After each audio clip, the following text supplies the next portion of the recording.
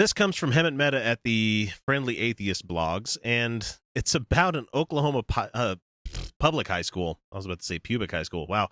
They invited a Christian sex ed lecturer to speak to the senior class, and now they're getting a lot of backlash because that talk was a complete disaster. So Shelley Donahue is the lady's name. She spoke at Jenks High School. Bullshit.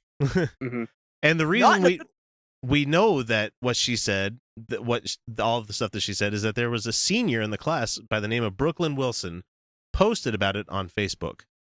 She was appalled that her school would invite such an uninformed, irresponsible person to present on such a topic. Mm-hmm.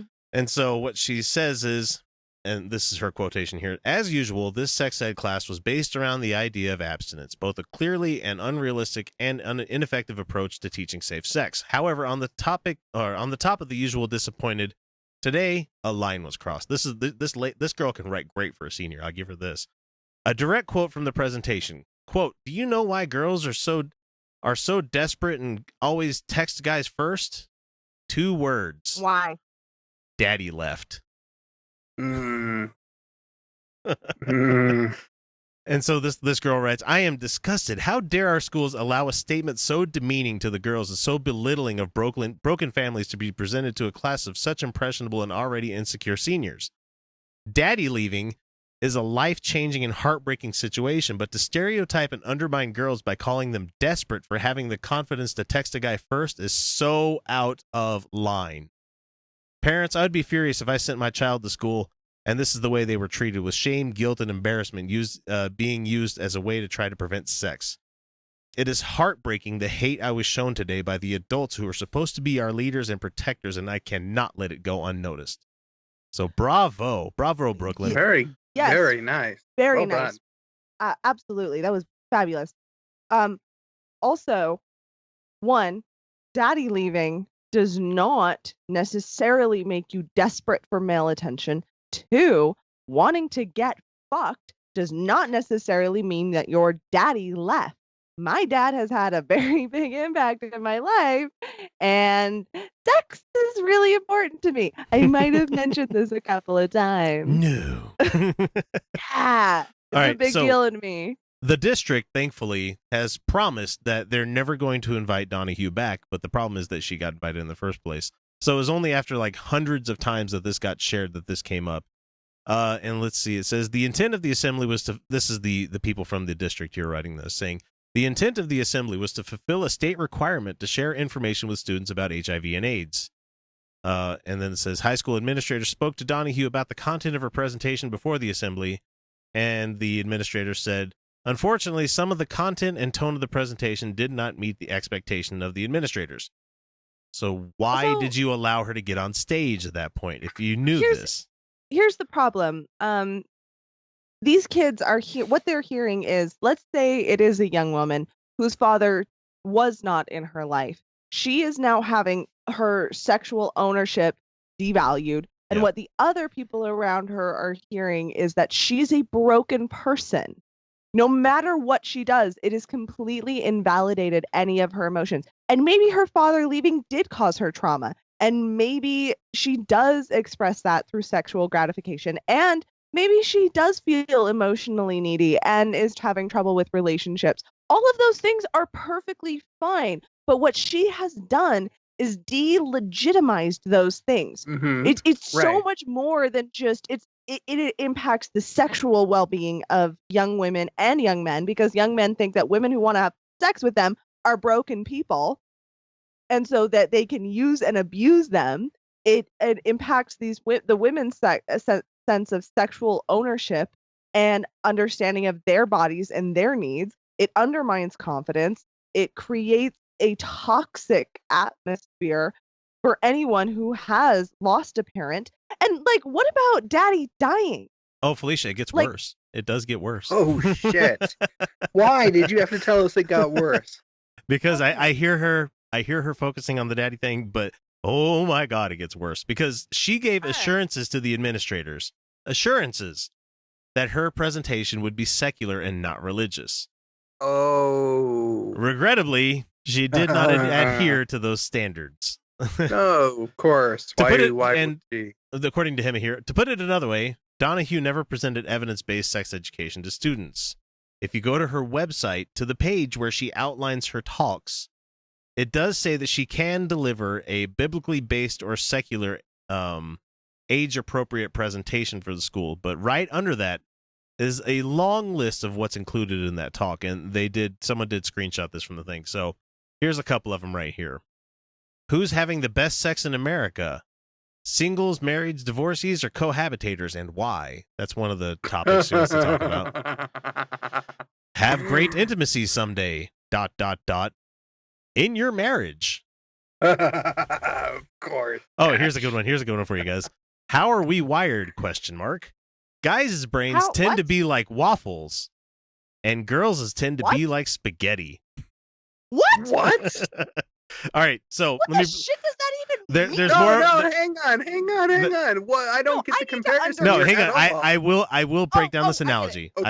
I will Okay. break down the I already analogy. know where you're gonna go. I know where you're gonna go. Okay. Okay, good. Okay, so in case you're wondering, boys are like waffles because they can compartmentalize things like sex, and girls are like spaghetti because it all gets mushed together.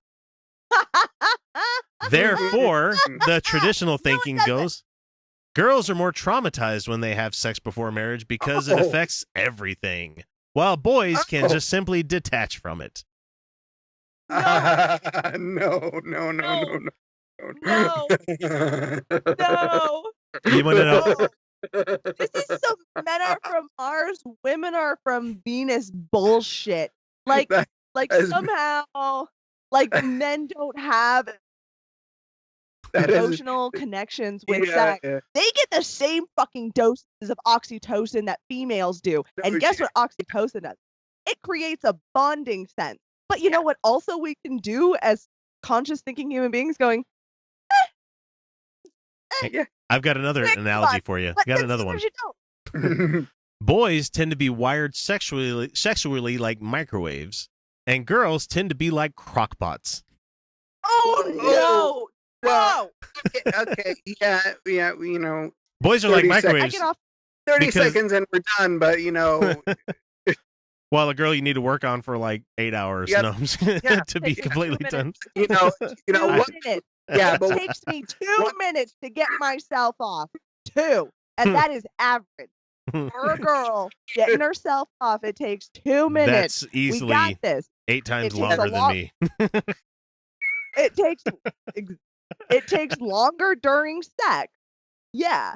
But I like to think it's because because taking your time during sex is fun. yeah, Like, yeah. I mean, yeah, quickies are great. Quickies are great. Don't get me wrong. Quickies are, when you're in the mood for a quickie and you just pound it out. Spend 30 minutes just wait. That's not a quickie. I don't have them. But So but my point is, like, you can just, like, sex is fun and you're supposed to be in the moment, and foreplay is great for both partners. It Mhm. is, guys, don't even lie. Foreplay is fun. It's fun. Why the fuck why are we like saying like guys don't enjoy like exploring and feeling and doing things and rubbing up on each other? It's like, this is neat. I want to pull No, the Jay Whittaker no. here and be like, I don't know what to do with my hands. All right, let's see. The last heading that we have here that I wanted to bring up because it just made me laugh is like, who wants you to wait? ? Parents. And why? Have the best They sex. can fuck off. Have the best sex. Ellipsis. By waiting for marriage. Fault. Empirically, Oh, I man. can show you that's fucking false. Yes, it is. It is. A Parents lot of don't- people who wait till marriage struggle. They struggle with their sexuality, especially women, because they have been told that as soon as they have sex, they're no longer valuable as human fucking beings. And so now they go through a period of self-loathing where they are no longer special virgin snowflakes. Mhm. And let's also keep in mind that we had to remind lawmakers in this state that if you have sex with your unconscious wife without her fucking consent, that's considered rape. No, it's not. Still rape. Yeah. Mhm. Okay, so to finish off the article here, the reality is that the administrators, having all this information at their disposal, invited Donahue despite all of the glaring red flags. She had it listed on her website what was going to happen, what she was going to talk about, and everything. So, who's responsible for this? Where's the apology from the district? And Hemmett's especially pissed about this because he is an educator. So, what steps are they taking to prevent this from ever happening again? And he filed a open records request to see if we could pinpoint who invited her and why, which is going to be fun whenever he finds this out. So, Oh yeah. so like, and literally you could pick just about anybody else. You could get me to come on stage and talk about sex and be like, yeah, I mean, I could talk with you guys about this, but honestly, don't you guys just want to go outside and play Pokemon? You know, you guys know more than I do, probably. I'm going to teach BDSM level consent. I'm going to teach that level consent, and I'm going to do it in a way that you're like, no, it's fun. It's fun. Yeah. Trust me. Talking about sex is neat.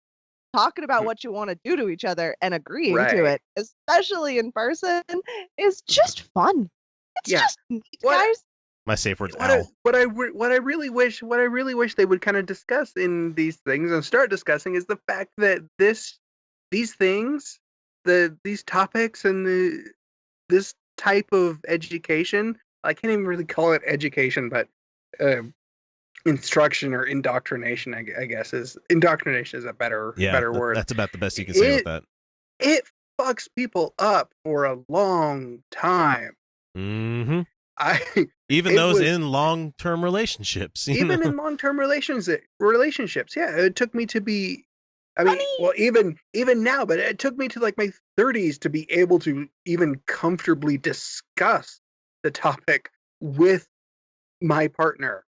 And see, that's horrid. That's horrid because this is something you should talk about. This is something you're sharing together, and it's such a great thing. Like, you should talk about it. And the other thing that I want to bring up is this is something these wait till marriage people never ever fucking talk about, and that is spontaneous sexual desire absence in women. It suddenly goes away. They have no sexual desire. This happens to a lot of women, and there are almost no studies on this. It is primarily in women in long-term monogamous relationships where their sex drive just shuts down. Shit, it shuts down. I was gonna go look for some stuff, but I guess I shouldn't. and there are beginnings of studies, and there's some information out there that we might be able to help these women. But every time somebody wants to start studying this, the funding gets cut because we're terrified of women not being monogamous is really what it is. And we're also changing by the time a study gets set up and ready to go, we change fucking political backwash here. I mean, it goes from mouthwash on this side to the mouthwash on that side. So, but like nobody bats a fucking eye about men not being monogamous when they're using Viagra. They're like, well, they might use it to be non-monogamous. Yeah, they might. Yeah, they fucking might. Ashley Madison was a thing. When it comes to women, they're like, oh, but they might be non-monogamous if they know this information about their own fucking bodies. How dare they? And these are women who miss sex. These are women who want to fuck. But they don't talk about that in these abstinence only. Oh, your sex drive might shut down in 3 to 7 years. Prepare for that, bitches.